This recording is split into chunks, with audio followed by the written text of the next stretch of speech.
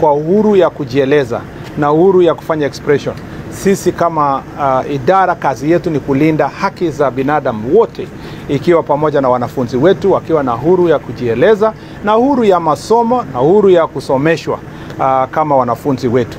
Na atungependa kabisa kwamba mambo yanayohusikana na masomo ya watoto wetu ielekezwe kwa upande ya kwa mambo ya security ama insecurity, kwa sababu kazi yetu ni kulinda watoto wetu. Uhuru ya watoto wetu kusema lazima ulindwe, na pia wakati tunasomesha watoto wetu lazima tuwapatie nafasi wa kupata masomo ya kila aina bila kusema kwamba tunasurutisha kwa njia moja ama nyingine.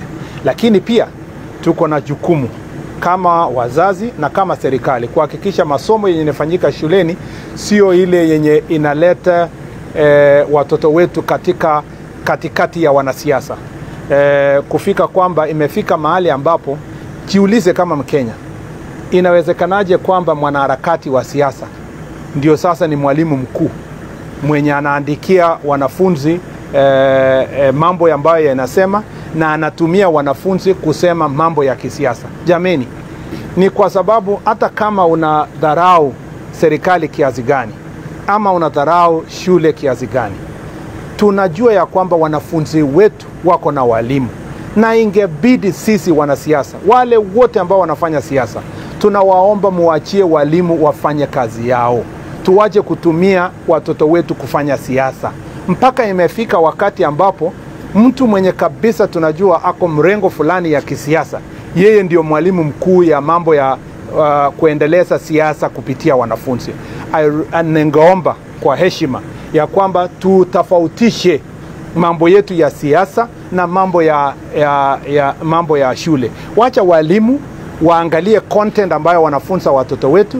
Walimu wenyewe wanajua boundaries, wanajua jinsi ya kutumia lugha, wanajua jinsi ya kukosoa serikali na society kupitia lugha ambayo itasaidia wanafunzi wetu wajue hizi ni haki za binadamu ambayo inafaa, hivi ndio nchi lazima iendeshwe. Lakini pia walimu wanajua mipaka ya kiheshima. Lakini ukiachia Secretary General ya ODM ama Secretary General ya UDA ama mwanasiasa wa chama fulani, yeye pia at the same time yeye ni script writer ya kuandikia wanafunzi wetu. Wacha tujiulize kama Wakenya. Saa hizi Mheshimiwa Omar Hassan akitumwa na chama cha UDA ambayo iko katika serikali, ambiwe yeye ndio anaandikia wanafunzi wa Mombasa ati script ya kwenda kupeleka national. Wakenya wangapi watakasirika tukianza kutumia wanafunzi wetu kuendeleza siasa ya UDA, hata kama UDA ni chama ambayo iko serikali? Itatupatia haibu kama Wakenya. Vivyo hivyo siasa za upinzani isitumiwe kuendeleza siasa ya watoto wetu.